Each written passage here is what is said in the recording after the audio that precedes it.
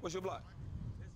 All right. Charles Hibbler coaches youth football in a part of Fort Worth where even buying a full set of equipment is a stretch for many families. His son, also Charles, is only 6, but his father has big hopes for him. He's letting him practice with the 7- and 8-year-olds. Stand in front of him and block him. That's how you're supposed to do it. That's why Hibbler was excited when he heard former National Football League great Deion "Primetime" Sanders was starting Prime Prep Academy, a charter school with campuses in Dallas and Fort Worth. How you doing? Deion Sanders sitting here with D.L. Wallace, my business partner, and welcome to Prime Prep Academy. D.L., how did all this start? It started from a vision. You know, because they was going to have the prep school, and they was dealing with athletes and education, making sure the kids get everything they need in their education and sports, hands-on with hopefully a few NFL, ex-players that can give you pointers. Football is seen as a way out here, a ticket to college and beyond. Perhaps nowhere is that dream more powerful than in Texas. Prime Prep opened 2 years ago, a taxpayer-funded charter school with no tuition and open enrollment. Prime Prep's high school is in Dallas, the elementary school in Fort Worth. Sanders talked about the school's vision in this video posted on the school's website. This is the thing, when it comes to school, when it comes to educational institutions, normally that's a great school academically, but then they're not great athletically. Right. Or they're great athletically, then they're not great academically. How do we marry the two? We marry the two by allowing the children the opportunity to compete. Prime Prep sports have lived up to the promise. The basketball team finished the season last year ranked 33rd out of 10,000 in the nation. That's out of almost 18,000 schools. And the football team played in the state championship, no small feat in Texas, home of Friday Night Lights. But Prime Prep has not racked up wins in the classroom. It's a world-class failure when it comes to academics. Bob Sanborn is president and CEO of Children at Risk, a Texas-based nonprofit that ranks schools in the state. Prime Prep is a school that, when we looked at the schools in the North Texas, the Dallas-Fort Worth area, it came in last. It was the worst elementary school, the K through 5 part, the worst elementary school in North Texas. And when we look indeed at the whole state of Texas, second to last. This is a bad school. And you can't blame the neighborhood. The local elementary school, Sagamore Hill, just a block away, finished 730 spots higher in the statewide rankings than Prime Prep. Children at Risk says it doesn't have enough data to rank Prime Prep's high school.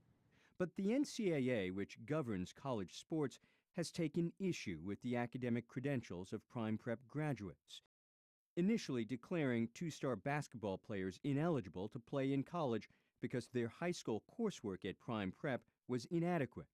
The players appealed and were allowed to play. The cases against the state of Texas versus Okey Akpom is an attorney and a member of Prime Prep's board of directors. He too was sold by Prime Prep's vision, but says he quickly heard stories about athletes out of control.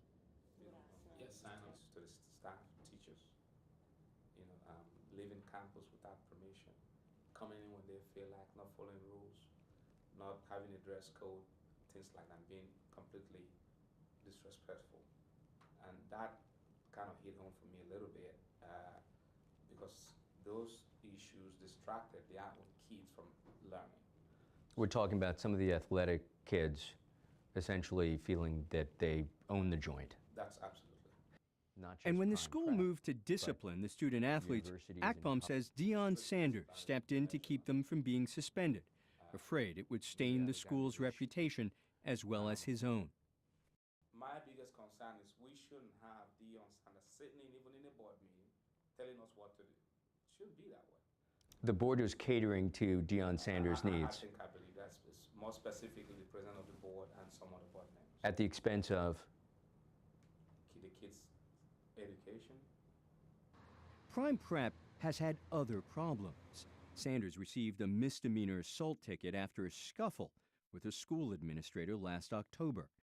200 laptops were reportedly stolen from the Fort Worth campus in January. And more than $45,000 of federal meal money was not properly accounted for.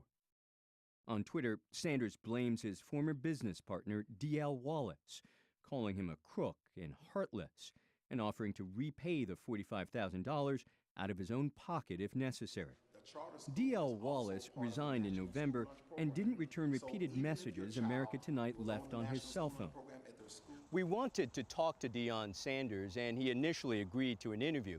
But then Sanders said he wouldn't do it unless his reality show was there taping, something we couldn't agree to. On the reality show, Deion's Family Playbook, Sanders talks about the importance of education.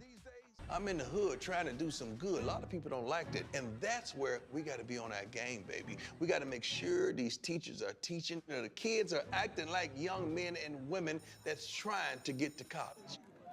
Sanders' school does have its fans. At 6'3", 300 pounds, 16-year-old John Perkins is a promising offensive tackle, but he was unhappy and struggling academically at his local high school. His parents, Lisa and John Perkins.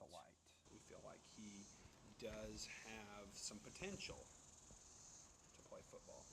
And On the college level, or you're thinking yes. maybe he even a pro football player? You know, pro would take care of itself down the road, but certainly I think he's got potential to play at some level at college. The Perkins enrolled their son at Prime Prep in December after meeting with Deion Sanders. What did you ask him? We asked him if he could grow our son, and that was academically and athletically, and he told us he will grow our son. He said you could develop him, he could get the best out of him, which is what we weren't getting at the school he was in. John and Lisa Perkins say their son is already doing better in school, better on standardized tests, and they say his self-confidence has improved. I said thank you to Deion Sanders after he'd been there for 4 or 5 months because he brought my son's smile back. He brought his passion back. I'm very confident with our decision to send him to Prime Prep Academy. But for Conjanika James and Charles Hibbler, their hopes have evaporated. They decided to pull their son Charles out of Prime Prep midway through his kindergarten year. They say the elementary school offered no curriculum, no books, and no parent-teacher conferences. When you switched your child out of Prime Prep to the new school, did you get a sense that he was progressing that much more quickly, or that he was behind when he initially went in? The maybe 3 months that we were there, we already had 2 parent-teacher conferences. Then he got a reading award. In a matter of months, he was at another level. The Texas Education Agency in July moved to revoke Prime Prep's charter. The school is appealing, but needs more than $100,000 just to stay afloat. All this means Prime Prep parents and their children face another uncertain year. Let's go. Michael Oku, Al Jazeera, Dallas. No, set.